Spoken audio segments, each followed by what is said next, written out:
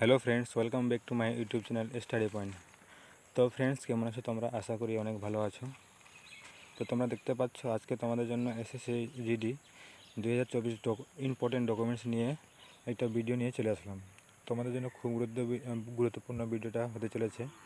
যদি তোমাদের মনে হয় গুরুত্বপূর্ণ ভিডিও, তো বন্ধুদের সাথে শেয়ার করবে। তো চলো দেখি। তো তোমাদের এসএসসি জিডি যখন ডকুমেন্টস ভেরিফিকেশন হবে, তোমাদের কি কি ডকুমেন্টস লাগবে? সবার মনে একটা প্রশ্ন। তো এই ভিডিওতে তোমাদের সব কিছু ডাউট ক্লিয়ার হয়ে যাবে। তো তোমাদের প্রথমত লাগবে তোমাদের ম্যাট্রিকুলেশন, মানে 10 পাস। ঠিক আছে, যে তোমরা যে 10 পাস করেছো তার সার্টিফিকেট। ঠিক আছে,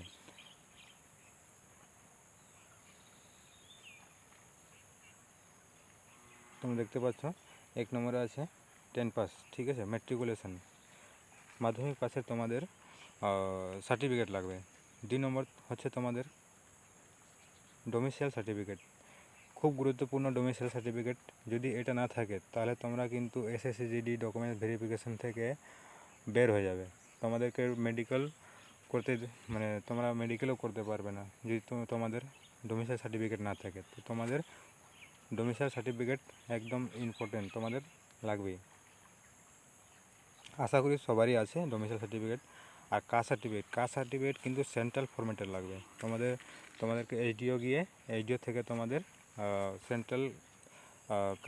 সেন্ট্রাল ফরম্যাটের কাস্ট সার্টিফিকেট মানে করতে হবে। এসসি এসটি যাই হোক, যে কোনো একটা। ঠিক আছে, আর তোমাদের হচ্ছে আধার কার্ড বা ড্রাইভিং লাইসেন্স।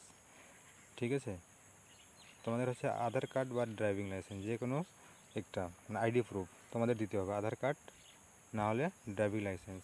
ঠিক আছে, আর 5 নম্বর পয়েন্ট হচ্ছে তোমাদের কিন্তু পাসপোর্ট সাইজ ফটো।